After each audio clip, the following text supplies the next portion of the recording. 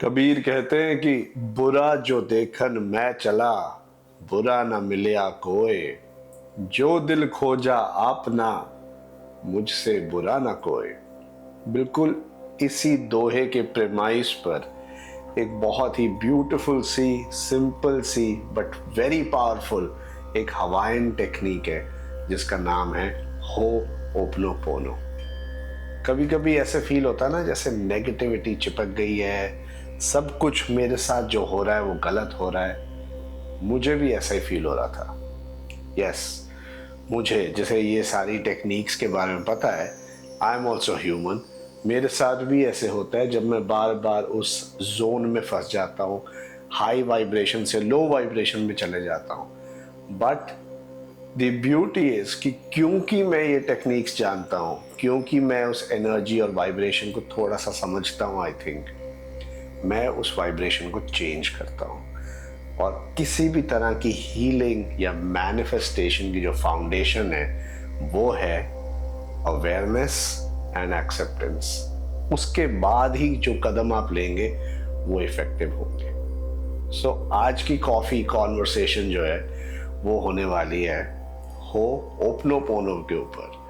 हो ओपनोपोनो एक Hawaiian healing technique है, एक हीलिंग प्रेयर है, एक हवाइन प्रेयर है जिसको डॉक्टर ह्यू लेन ने बहुत फेमस कर दिया था। सो आज दो एग्जांपल्स आपके साथ शेयर करूंगा, एक डॉक्टर ह्यू लेन का और कैसे मैंने उस टेक्निक को यूज़ किया अपनी रियल लाइफ में और वो कैसे इतनी इफेक्टिव थी। साथ में आपके साथ I will share how this healing technique और this beautiful Hawaiian prayer can also be used for manifestation.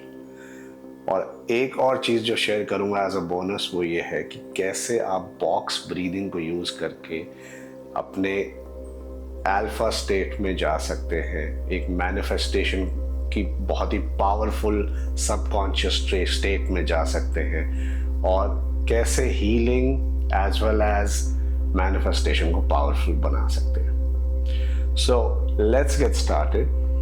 The first thing I want to share with you is what this technique is all about. इसमें सिर्फ 4 simple statements हैं। वो 4 statements क्या है वो मैं बाद में बताता हूँ। पहले आपको किस्सा सुनाता हूँ डॉक्टर ह्यू लेन का। डॉक्टर ह्यू लेन एक साइकोलॉजिस्ट थे जिनको एक ऐसे हॉस्पिटल में ट्रांसफ़र करा था या जॉब मिली थी जहाँ पे क्रिमिनली इंसेन जो पेशेंट्स हैं उनका एक वार्ड था।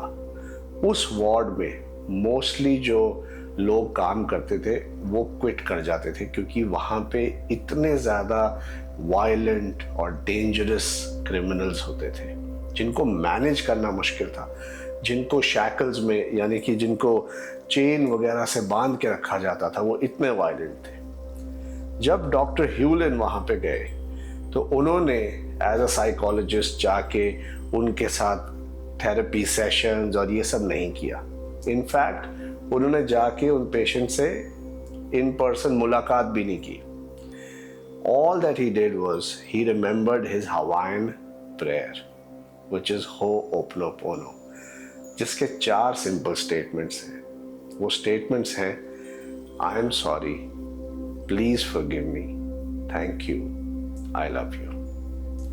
इन 4 स्टेटमेंट्स को यूज करके और हर एक पेशेंट की फाइल को सामने रख के उसको पढ़ के ये प्रेयर को जब उन्होंने बार बार दोहराया तो उन्होंने नोटिस किया कि एनर्जी लेवल पे जो पेशेंट्स हैं उन तक वो हीलिंग पहुंच रही है और धीरे धीरे वो पेशेंट्स जो हैं जो बहुत वायलेंट थे वो कम वायलेंट हो गए, जो मैनेज करने मुश्किल थे वो और मैनेजेबल हो गए, जो हॉस्पिटल का स्टाफ बार बार क्विट कर रहा था वो वहाँ पे रहने लग गया एंड धीरे धीरे कंडीशंस इतनी इम्प्रूव हो गई कि वहाँ के सारे पेशेंट्स ठीक हो गए और वो पूरा का पूरा हॉस्पिटल का वो वार्ड जो उन क्रिमिनली इनसेन पेशेंट्स के लिए डेडिकेटेड था उस वार्ड को बंद कर दिया गया क्योंकि अब वहाँ पेशेंट्स ही नहीं थे। सो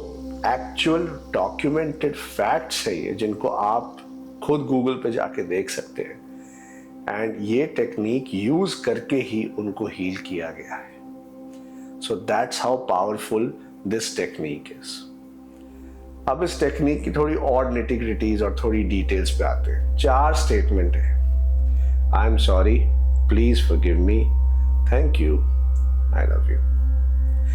ये 4 स्टेटमेंट्स आपको एक्सेप्ट करना सिखाते हैं, आपको रिलीज करना सिखाते हैं, आपको ग्रैटिट्यूड, शुक्राना सिखाते हैं, और आपको एक लोअर फ्रीक्वेंसी से हायर फ्रीक्वेंसी पे पहुंचा देते हैं। किसी भी तरह की मैनिफेस्टेशन हो या कोई भी सक्सेस आपको चाहिए हो या किसी भी तरह की आप हीलिंग को अगर आप ढूंढ रहे हैं, तो उसकी जो फाउंडेशन है वो फाउंडेशन हमेशा जो है it will be related to understanding energy. सबसे पहले awareness, then energy, and then आपका क्या कनेक्शन है उसके साथ, उस पर डिपेंडेंट रहेगा। सो मैंने भी यही बोला कि बुरा जो देखन मैं चला, बुरा ना मिलिया कोई, जो दिल खोजा अपना, मुझसे बुरा ना कोई। ये कैसे रिलेटेड है होपोनोपोनो से? वो इसलिए है क्योंकि डॉक्टर ह्यूलेन भी यही कहते हैं कि एनर्जी लेवल पे हम सब कनेक्टेड हैं। और जो ये कबीर के दोहे, कबीरदास का जो ये दोहा है, उसमें वो यही कह रहे हैं कि अगर मैं अपने मन में घृणा या हेट्रेड किसी तरह की या कंपटीशन गलत तरह का या फिर यानी जेलसी, ईगो, हेट्रेड, ये सब चीज़ें लेके चलूँगा तो आगे से मेरे एक्सपीरियंसेस भी वैसे ही होंगे। पर अगर इसका ऑपोजिट यानी कि प्यार, एम्पैथी, अप्रिसिएशन, इन चीज़ों को लेके मैं आगे बढ़ूँगा जेन्युइनली, तो मेरे एक्सपीरियंसेस भी उतने बढ़िया होंगे, हम उतने ही अच्छे लोगों से मिलेंगे। और अगर हम उतने अच्छे लोगों से नहीं भी मिल रहे तो हमारी एनर्जी उनकी एनर्जी को चेंज कर देगी स्लोली एंड ग्रेजुअली, क्योंकि एनर्जी लेवल पे हम सब कनेक्टेड हैं। इस दोहे का एक और भी मतलब है, एक और भी रेफरेंस आप कह सकते हैं, वो है द मिरर इफेक्ट। जब आप मिरर की तरफ देख के मुंह बनाते हैं, चाहे वो अच्छा हो चाहे बुरा हो, मिरर एग्जैक्टली वही आपको छवि दिखाता है। बिल्कुल ऐसा ही होता है जब आप लोगों से मिलते हैं। आप क्या वाइब्रेशन, क्या energy, what is it that you are sharing और कन्वेइंग इन अ वे, बिल्कुल वही वो लोग रिसीव करते हैं। आप देखते होंगे कि टोन इज़ वेरी इन्फेक्शियस कहते हैं ना। अगर आप बहुत ही एक्साइटेड और हैप्पी हैं और आपका फ्रेंड आपको फ़ोन करता है और आप बोलते हैं हे हाउ आर यू, और आगे से वो बड़े सैड तरह से बात करता है, हाँ यार सब ठीक है, तो आप इमीडिएटली आपकी आवाज़ नीचे आ जाएगी, आप पूछोगे हो ये क्या हुआ। सो जब आप वो एनर्जी इमीडिएटली मैच कर जाते हैं, काफ़ी चीज़ें स्पोकन नहीं है, काफ़ी चीज़ें ऐसे, हर चीज़ में एनर्जी है, राइट, हर चीज़ में कोई ना कोई वाइब्रेशन है, हमारे शब्दों में तो सबसे ज़्यादा। सो वो वाइब्रेशन जो है वो एक है, इवेंचुअली आप और मैं सेम वाइब्रेशन पे कहीं ना कहीं कनेक्टेड होंगे, राइट। सो इसी कॉन्सेप्ट को लेके डॉक्टर ह्यूलेन ने इतने सारे पेशेंट्स को जो है क्योर कर दिया, because he felt that this experience is something which I have attracted or manifested in my life, और अगर मैंने मैनिफेस्ट किया तो कहीं ना कहीं एनर्जी लेवल पे ये मेरे अंदर है। सो उनको हील करने की बजाय मैंने अपने आप को हील किया, और एज अ रिजल्ट वो सारे पेशेंट्स जो है हील हो गए। सो ये है इसका सार, इसकी मेन सबसे ज़्यादा इम्पॉर्टेंट बात जो आपको समझनी चाहिए। अब आ जाते हैं दूसरे एग्जाम्पल पे कि ये मैंने कैसे शेयर किया, ये मैंने कैसे यूज़ किया। मैंने आपसे कहा था कभी कभी ऐसा फील होता है कि भाई नेगेटिविटी एकदम चिपक गई है, सब कुछ मेरे साथ क्यों बुरा हो रहा है एंड ऑल ऑफ दैट। और ये चीज़ हर एक के साथ होती है, even with people who know law of attraction, they understand the concept of vibration, frequency, energy, and to a certain extent. तो उनके साथ भी ऐसा होता है क्योंकि वो बार बार जो है आप you are interacting with other people's energy as well, and different experiences होते हैं, और कई बारी आप you are in the corporate rat race and everything, तो यू फॉरगेट कि आपको हर वक्त वो हाई वाइब्रेशन मेंटेन करके रखनी है। तो सबके साथ होता है, मेरे साथ भी हुआ। सो कुछ टाइम पहले की बात है जब मैंने एक नई जॉब ज्वाइन करी थी, एंड मुझे जिस पोजीशन पे उन्होंने लिया था उस रोल में कोई और था पहले, एंड उनको किसी और रोल में मूव कर रहे थे। So there was a little bit of an overlap कि भाई मैं ज्वाइन करूं और वो कुछ थोड़ी बहुत शेयर्ड रिस्पॉन्सिबिलिटीज थी। हुआ ये कि वो हो जाता है ना, वो टेरिटरी वाली बात आ जाती है कि ये मैं अब इसे संभालूंगा, और दूसरा इंसान कह रहा है कि मैं हमेशा डिफरेंट तरह से काम करता आया हूँ, and so on. So clash थोड़े से होने लग गए थे। मतलब मैं तो नया था, तो मेरे मन में ऐसा कुछ नहीं था, बट मैंने वो रेजिस्टेंस बहुत फील करी। मुझे फील हुआ कि हर मीटिंग में किसी ना किसी तरह से जानबूझ के कोई ऐसा क्वेश्चन पूछा जा रहा है जिससे मुझे थोड़ा नीचा दिखाने की कोशिश कर रहे हैं, या फिर जिन मेथड से मैं रिजल्ट्स लेके आ रहा हूँ वो पूछ रहे हैं कि भाई पुराने तरह से क्यों नहीं करा, ऐसे भी तो हो सकता था, एंड सो ऑन। सो वो रेजिस्टेंस मुझे फील हुई, और जो एटमॉस्फेयर है ना वो मतलब बद से बदतर होता गया, एकदम खराब होता गया। एंड मैं एग्जैक्टली उस जोन में आ गया था कि यार सब कुछ गलत है, ये है वो है, और दैट्स व्हेन आई थॉट कि ऐसा I am not going to let this affect me anymore. तो अपने आप को हम सिल्वा मेथड में सीखते हैं, उसको बोलते हैं कैंसल, विच मीन्स कभी भी कोई नेगेटिव या खराब थॉट आए तो कैंसिल बोलो, स्टॉप बोलो अपने आप को, immediately get started with a new thought. So new thought जो था, पहले काफ़ी महीनों तक ये फील किया, ऐसा नहीं है कि I am super human and I immediately snapped out of it, no, काफ़ी महीनों तक I felt like that. Then I finally said no, I have to address this. So मैं अपने साथ थोड़ी देर के लिए अपनी अल्फा स्टेट में गया, मेडिटेट किया, एंड देन आई फेल्ट कि सब कुछ गलत नहीं है, सिर्फ ये एक इक्वेशन, ये एक प्रोफेशनल रिलेशनशिप इस एक इंसान के साथ खराब है। Everybody else is appreciative of what I do and how I work.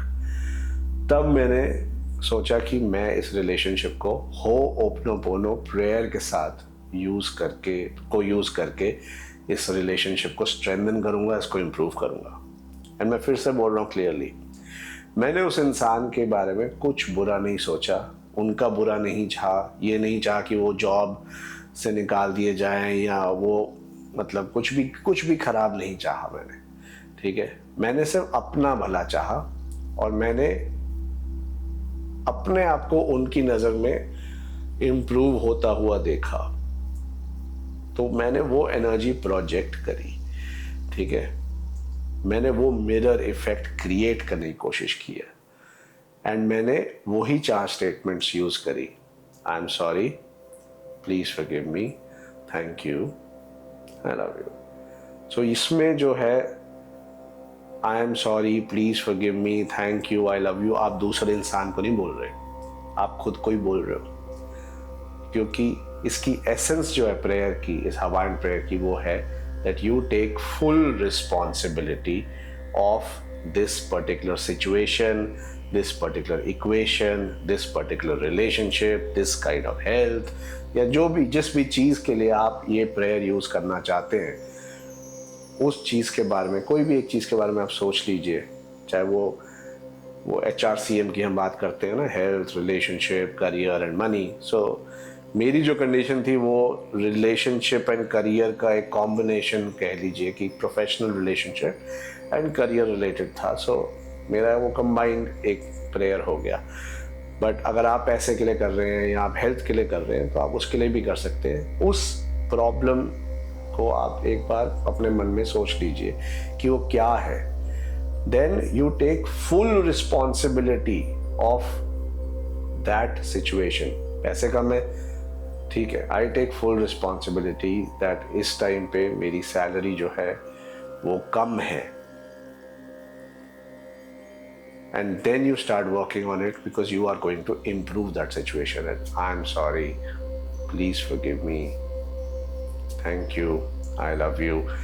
आप पैसे से बात कर रहे हैं, आप जॉब से रिलेटेड बात कर रहे हैं, आप रिलेशनशिप्स से रिलेटेड बात कर रहे हैं. सिमिलरली मैंने भी इसको ऐसे यूज़ किया एंड आई इंश्योर्ड कि मैं उस इंसान के बारे में कुछ भी बुरा ना सोचूं, उसको रिस्पेक्टफुली देखूं और सबसे इम्पॉर्टेंट चीज़ है अपने आप को उनकी नज़र में और भी रिस्पेक्टफुली देखूं. And trust me, with in a few months, ऐसा नहीं कि इमीडिएटली हो गया, with in a few months I saw कि मीटिंग्स जो हमारी होती थी उसमें उन्होंने जैसे वो मुझे नीचा दिखाने की कोशिश करते थे, उन्होंने नहीं किया. देन वो रिलेशनशिप इम्प्रूव हुआ. फिर कुछ ऐसी मीटिंग्स हुई जिसमें वो मेरी तारीफ कर रहे हैं, विच वॉज अ सरप्राइज.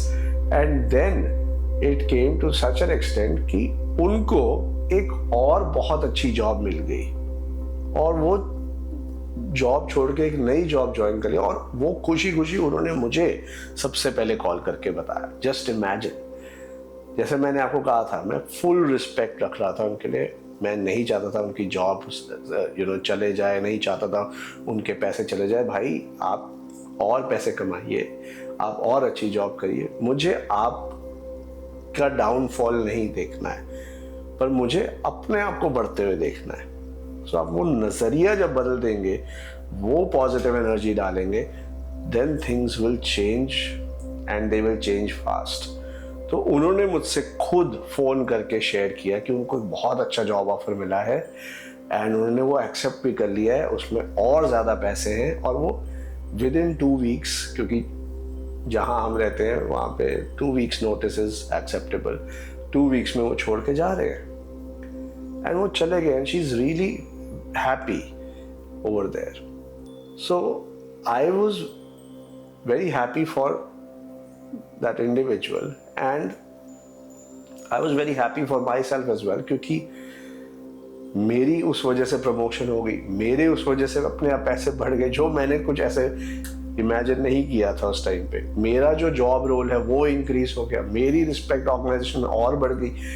सो उसका जो मिरर इफेक्ट हुआ एक, या फिर जो एक एडिशनल बेनिफिट मिला मुझे, that was completely unexpected. But क्योंकि मैंने बुरी वाइब्रेशंस नहीं डाली बाहर, मुझे लगता है उसकी वजह से मुझे फ़ायदा हुआ. सो अब एक एग्जांपल ले लेते हैं, बॉक्स ब्रीदिंग कैसे करते हैं. सबसे पहले वो समझते हैं. बॉक्स ब्रीदिंग में आप 5 सेकंड के लिए you will breathe in, 5 second के लिए you will hold your breath, 5 second के लिए you will breathe out, 5 second के लिए you will hold your breath again and then you will breathe in again. ये आप 3 साइकिल्स करेंगे. उसके बाद हो सके तो यहाँ हाथ रख के इस बॉक्स ब्रीदिंग को करें और ये करते हुए आंखें बंद रखें और 20 डिग्रीज पे अंदर से आंखों को ऐसे ऊपर की तरफ रखें तो अच्छा रहेगा, क्योंकि उससे फिर आप अपनी अल्फा स्टेट में और जल्दी जाएंगे.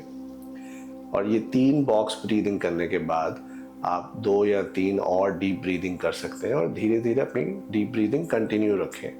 एंड अपने मन में जब आप धीरे धीरे अल्फा स्टेट में जाएंगे. अल्फा स्टेट मैंने पिछली वीडियो में भी बताया था. Alpha state is that state जब आप सुबह उठते हैं या रात को सोने वाले होते हैं, जिस स्टेट में आप, बीटा स्टेट इज जब आप काम वाम कर रहे होते हैं, राइट. तो बिल्कुल जब नींद से आप उठ रहे हैं या नींद में जाने वाले हैं या बिल्कुल डीप मेडिटेटिव स्टेट में, वो मैनिफेस्टेशन और हीलिंग के लिए बेस्ट स्टेट है. इसको अल्फा स्टेट कहते हैं. सो अल्फा स्टेट में जाके बॉक्स ब्रीदिंग करने के बाद you can think about 1 thing जिसके बारे में आप इस बार हो'ओपनोपोनो टेक्निक यूज करना चाहते हैं. उसके लिए आप बोलेंगे I take full responsibility and आओ चलो इसे ठीक करते हैं बेसिकली.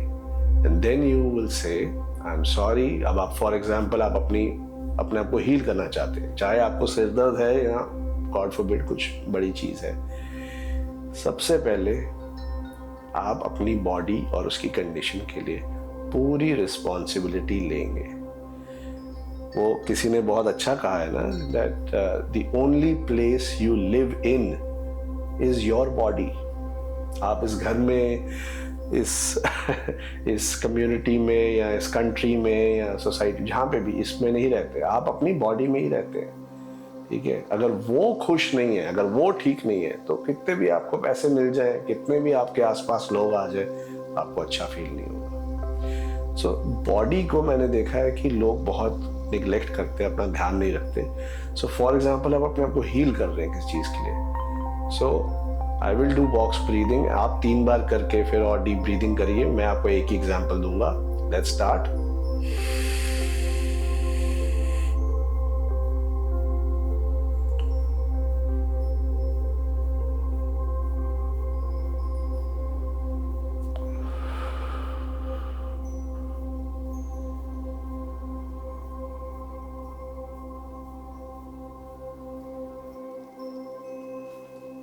फिर से आप 2 बार और करेंगे इसे, फिर डीप ब्रीदिंग करेंगे। यहाँ हाथ रखिए, अपने आप से प्यार करिए, आंखें बंद रखिए, थोड़ा ऊपर की तरफ अंदर से आईज को रोल करिए। डीप ब्रीदिंग करते हुए go into your alpha state and then पूरे प्यार से आप अपने आप को बोलिए, hey dear body, I take full responsibility for my current health condition, but I'm sure we are going to heal this. So let's get started. I'm sorry. Please forgive me. Thank you. I love you. अब ये जो है, आप 5 minute तक बोल सकते हैं, मन में बोल सकते हैं। कोई माला है उसके साथ बोल सकते हैं, 108 बार बोल सकते हैं। ये आपकी श्रद्धा है कितनी देर बोलना है। But the more you feel it, the more effective it is going to be. कोई भी तरह की मैनिफेस्टेशन हो, हीलिंग हो, जब तक आप फील नहीं करेंगे, आप उस फ्रीक्वेंसी को मैच नहीं करेंगे। वो जो रेडियो का सिग्नल है वो ट्यून नहीं होगा जब तक वो यहाँ से नहीं निकलेगा। वो इतना आपको, you have to feel it to get tuned in. जब आप फील करके दिल से एक्सेप्ट कर रहे हैं कि हाँ यार, जो कंडीशन है वो है, आई एम सॉरी, मैंने ही कुछ करा होगा जिस वजह से हम इस कंडीशन में हैं, प्लीज फॉरगिव मी। आप रिलीज कर रहे हैं उसको आउट इन द यूनिवर्स की ओके, प्लीज फॉरगिव मी, सब ठीक हो जाएगा। और फिर आप इतना लाइट फील करने लग जाएंगे धीरे धीरे कि आपके मन से निकलेगा, थैंक यू, मुझे लग रहा है कि सब ठीक हो चुका है। एंड फिर आई love you, I love being in this healthy state.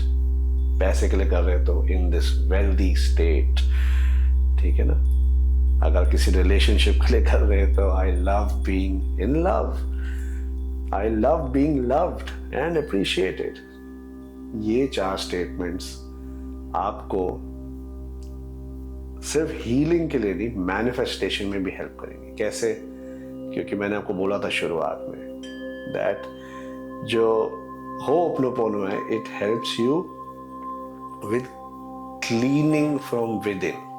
अंदर से आपके मन में जो गुस्सा, बेसिकली एंगर या कुछ भी हेट्रेड या रिग्रेट है, गम है, उसको हील करने में हेल्प करता है, उसको क्लीन करने में हेल्प करता है। अंदर से आप पहले क्लीन करेंगे, क्योंकि जब तक अंदर से क्लीन नहीं होगा, आप वही प्रोजेक्ट करते रहेंगे बाहर, और जब तक वही प्रोजेक्ट हो रहा है वही आपको वापस रिफ्लेक्ट होगा, मिरर इफेक्ट, राइट। सो अंदर से साफ करता है, it cleans and then it clears your roadblocks, आपके रास्ते, आपके थॉट्स, आपके मन में जो रुकावट आ रहा है, लिमिटिंग बिलीव्स आ रहे हैं, उसको क्लियर करता है। और मैंने कहा था, जब तक आप thank you, I love you तक पहुंचेंगे 2-4 बारी करने के बाद, आपका मन इतना हल्का हो जाएगा कि आपकी वाइब्रेशन एनहांस हो जाएगी। जो बैड वाइब्रेशन है उसको गुड वाइब्रेशन में ट्रांसफर कर देगा वो, and it will enhance your vibration. वो एनहांस करने की वजह से आपकी फ्रीक्वेंसी जो है एक हीलिंग और मैनिफेस्टिंग फ्रीक्वेंसी से मैच करेगी, and then you will see the magic happening. अगर आपको कोई भी पर्टिकुलर टॉपिक से रिलेटेड एक हो ओपनोपोनो प्रेयर चाहिए या एफर्मेशंस चाहिए या एक detailed video health, relationship, career, money या किसी और टॉपिक से रिलेटेड चाहिए, तो आप कमेंट कर दीजिए नीचे, and I will try my best कि मैं उससे रिलेटेड एक डिटेल्ड वीडियो बनाऊं। So try it, think about it, and stay blessed. Cheers.